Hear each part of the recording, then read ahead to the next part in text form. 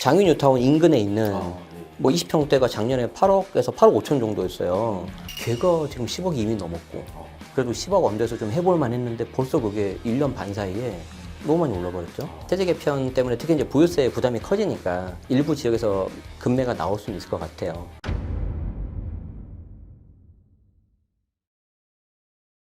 자, 대표님, 우리 잠깐 쉬는 시간에 네, 지금 네. 가격 오르는 게 무섭다고 말씀하셨잖아요. 뭐라도 사야 된다고. 사야 뭘- 됩니다. 네, 뭘 사야 되죠? 이게 그런 걸 말씀드리기가 좀 쉽지 않은 게, 뭐 예를 들어서 장유뉴타운 인근에 있는 뭐 20평대가 작년에 8억에서 8억 5천 정도였어요. 그래서 그것도 물론 좋은데 좀 오래됐으니까 장유뉴타운에 여기서 가까운 건 좀 너무 비싸고 조금 떨어져 있는데 이 정도는 그냥 걸어라 해서 좀 돈 더 보태서 한 9억 정도면 살 것 같다. 그래서 이제 그걸 이제 신혼부부한테는 추천한 적이 있었거든요. 걔가 지금 10억이 이미 넘었고 장위 그게. 그리고 그 밑에 있었던 구축도 이미 한 뭐 5천에서 1억 정도 올랐고. 그래서 같이 봐야 되는 곳 중에 하나가 이제 장유뉴타운. 이제 좀 아쉽지만 30평대가 막 14, 15억 정도 하니까. 그럼 나는 이제 처음 시작한다면은 20평대로 가겠다. 그게 이제 그래도 10억 언더에서 좀 해볼만 했는데 벌써 그게 1년 반 사이에 너무 많이 올라버렸죠. 그러면서 이제 그거랑 또 같이 비교되는 곳 중에 하나가 구성남. 예, 물론 이제 개인적으로는 이제 서울 접근성하고 거래되는 거 하면은 구성남에 조금 더 이렇게 손을 들어주고 싶고 충분히 뭐 신혼부부 아주 좋고요. 그리고 이제 그 옆에 이제 수진 1구역 재개발 거기 잘 되고 있으니까 거기는 재개발까지 다 이제 되고 나면 완전 천재개벽할 곳이라서 장유도 약간 살짝 비슷하죠. 그리고 이제 특히 여러분들이 이제 8호선을 좀 잘 보셔야 돼요. 8호선 같은 경우가 이제 잠실까지 한 밑에서 한 15분이면 가버리고 다산에서도 한 20분이면 와버리고 구리에서도 한 20분이면 와버리고 그리고 이제 밑에 구성남에서 올라가면은 중간중간에 갈아타는 게 되게 좋은 게 많잖아요. 8호선에서. 그래서 그런 것도 되게 좋고 그리고 이제 구리 같은 경우는 좀 아쉽지만 지금 이제 묶여버렸죠. 그래서 이제 구리역 옆에 있는 인창 어반포레 같은 경우도 그래 거래도 좀 되고 다산 같은 경우에는 그래도 이제 비교재고 좀 이게 거래가 되고 있는 것 같긴 한데 이제 뭐 그건 여러분들 한번 판단해 보셔야 될 것 같고 그리고 이제 안양 만안구 만안구 놓고 보면 거기도 이제 대단지가 있죠. 4,000세대 넘는 메가트리아 같은 경우 좀 사라는 건 아니에요. 이제 가서 공부를 하라는 거예요. 보면은 거기도 이제 되게 20평대가 10억 찍었어요. 거기도. 근데 10억 찍었는데 이제 좋은 게 또 뭐냐면 점이 촘촘해요. 되게 밀도가 높아. 예, 4,000세대가 넘으니까. 그래서 그런 것들을 그냥 첫 집으로 하면 가격은 어떤 상대적으로 다른 것보다는 적게 오를 수 있다 하더라도 내가 원하는 때 황금성 있게 팔 수 있다.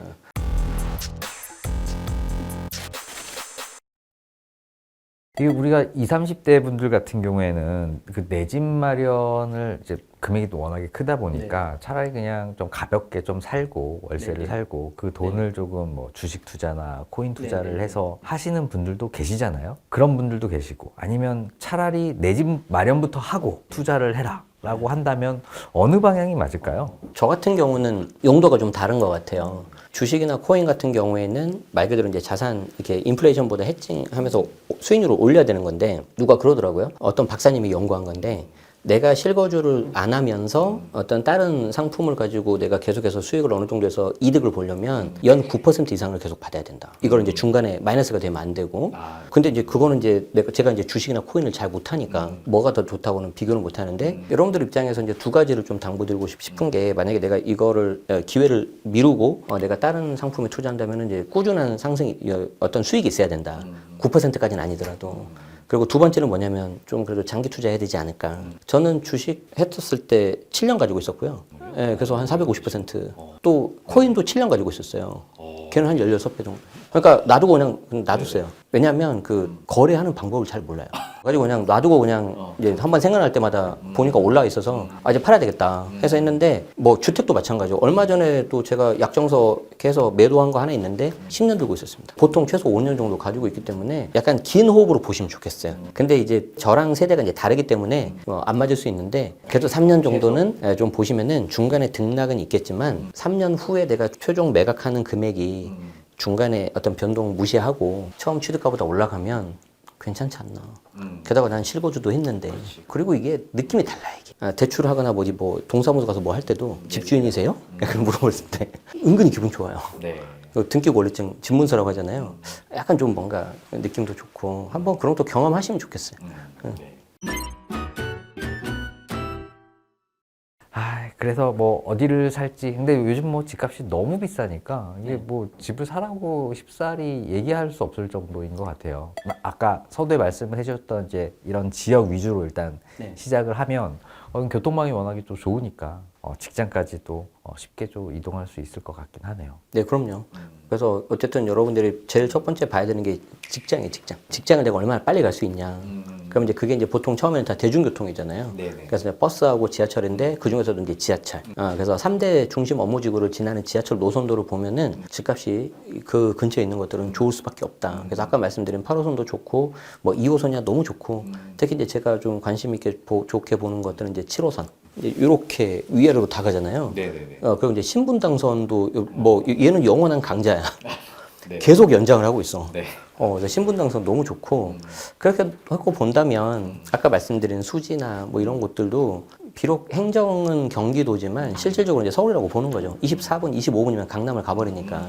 그래서 그런 것들을 좀 잘 조합해 보시면 좋을 것 같습니다. 요즘 뭐 그 부동산 집, 특히 집 투자는 이제는 하지 말고 실거주 위주로 이제 한 채만 이렇게 가지고 있는 게 이제 답이 되는 거죠. 네, 맞아요. 그래서 오히려 그렇게 접근하는 게 훨씬 쉬워요. 그래서 이걸 내가 매수했을 때 이게 고평가냐 저평가냐 내가 3년, 4년 들고 있을 때 얼마 오르냐 이렇게 하면 답이 안 나와요. 그렇게 하지 마시고 내가 이걸 했을 때 실거주하기 편하냐. 실거주하기 편하냐는 거는 직장 통근이 편하냐 안 편하냐. 나중에 내가 애를 낳으면 여기 키우기가 어떨 것 같냐. 그리고 뭐 겨울 이렇게 눈 내리고 했을 때 미끄럽냐 안 미끄럽냐 언덕 있냐 없냐. 상식적으로 접근하십시오. 상식적으로. 여기에 어떤 복잡한 미적분 들어가는 거 아니에요. 그래서 그냥 상대적으로 좀 여성분들이 잘하는 게 맞아요. 이게 좀 약간 좀 넓게 보거든요. 네. 예, 그래서 내가 실거주했을 때 이렇게 좀 잘 맞는지. 그리고 사람 심리가 대부분 비슷해서 내가 마음에 들면 다른 사람도 비슷하게 좋아해요. 너무 이것저것 많이 재지 마시고 예, 때로는 인생에 있어서 약간 지를 때도 있어야 된다.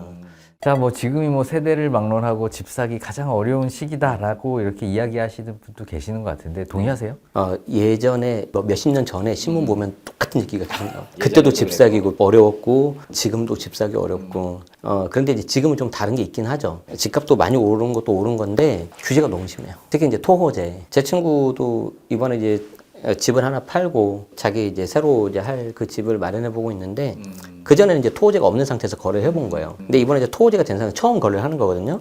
입이 이렇게 나와요. 욕을 해요. 그 친구도 이제 이렇게 어렵다는 거죠. 경험이 있음에도 불구하고. 그런데 이제 2030 청년 세대분들이 이걸 처음 하면은 정말 어렵죠. 근데 요즘에 또 공부도 되게 잘하시고 AI도 잘 활용하시고 특히 이제 유튜브에 잘 나와 있으니까 구독하시고 알림 설정 하시면 될 거예요. 뭐 투어제 일단 한번 보면 계약을 하는 거죠. 이렇게 하는 거죠. 네네. 네. 처음에 이제 내가 집을 봐요. 네. 그래서 이제 밀당을 하는 거죠. 그래서 밀당을 해서 이제 마음에 든다. 그러면은 그 나라님한테 허가를 받아야 돼. 네네네. 원래 있었던 계약 단계에서 네네. 약정서 단계가 하나 더 생겼다고 생각하시면 되는데 그 약정서가 이제 해당 지자체장이 이제 허가를 해주는 거고요. 그게 보통 3주 정도 걸립니다. 3주. 제가 이번에 해보니까 진짜 정확히 딱 3주 나오더라고요. 그러면 이제 집을 찾아서 우리 얼마에 합시다. 그럼 약정서를 작성하고 그렇죠. 서류를 다 내서 나라님한테 네. 서류를 내면 네네. 나라님이 3주 동안에 네. 심사를 해서 알려준다는 거죠. 네, 그렇죠. 그럼 이제 계약서를 쓰는 건가요? 그럼 이제 본 계약서를 쓰고요. 본계약서를 쓰고. 근데 이제 네. 그때마다 매번 만나기가 힘드니까 네. 이제 보통 본계약서는 요즘에 이제 전자계약서를 많이 합니다. 전자계약서. 그럼 이제 대출금리도 조금 내려가고. 그래서 저도 이번에 해보니까 되게 편해요. 괜찮아요. 그래서 처음에 약정서 쓸 때만 좀 만나서 이렇게 하고 이제 서류 준비 잘 하시고. 근데 요 약정서 쓸 때는 이제 중간에 공인중개사분께서 그렇죠. 해주시는 거죠? 그럼요. 전자계약서도 공인중개사가 네네네. 해주시는 거고. 네네네. 그래서 꼭 직거래도 하시긴 하시는데 저는 웬만하면 중개사 끼고 해라. 그게 특히 처음 하시는 분들이라면은 혹시라도 뭐 중개사고 일어나면 안 되잖아요. 그리고 이제 무서운 세상이 여기는 눈 뜨고 코 베는 세상이다.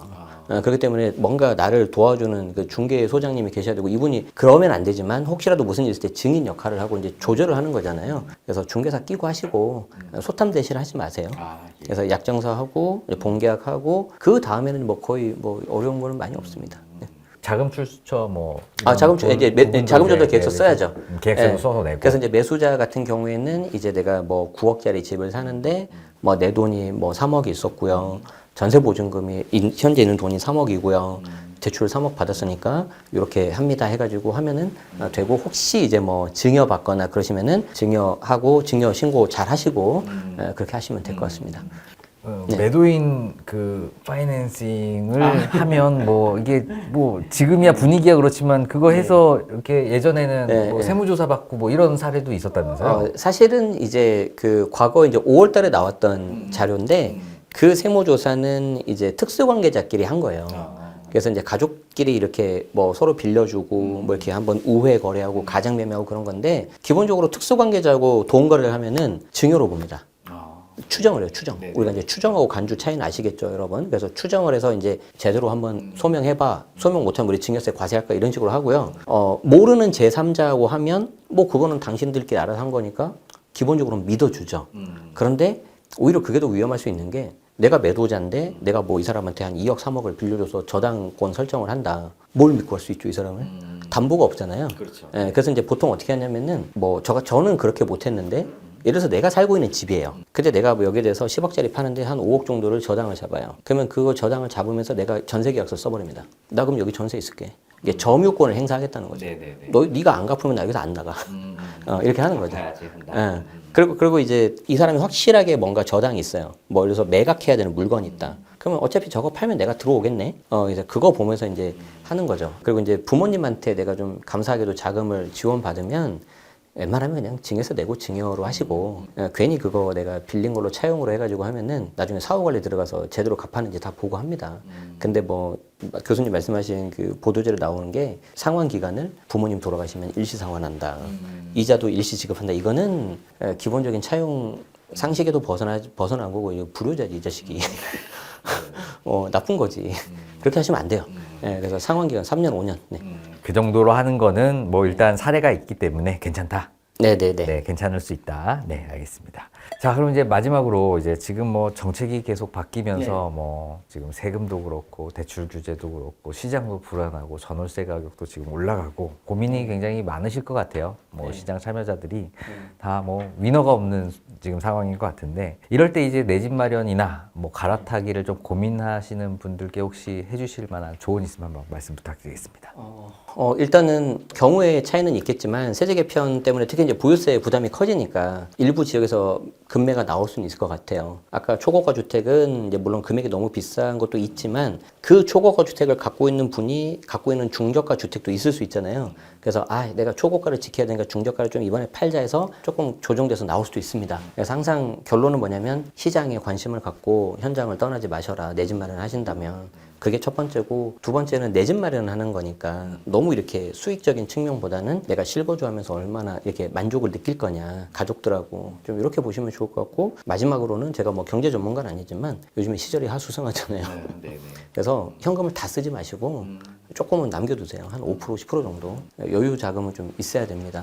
그 말씀을 좀 드리고 싶습니다. 자, 오늘 제너시스 박민수 대표님과 함께 이번 세제 개편안의 핵심 내용 그리고 시장에 미칠 영향 그리고 앞으로 어떻게 해야 될지에 대한 전략을 한번 나눠봤습니다. 오늘 영상이 좋으셨다면 구독, 좋아요, 알림 설정 부탁드리고요. 지식이 되고 돈이 되는 부동산 클래스는 다음에도 좋은 영상으로 찾아뵙겠습니다. 감사합니다. 고맙습니다.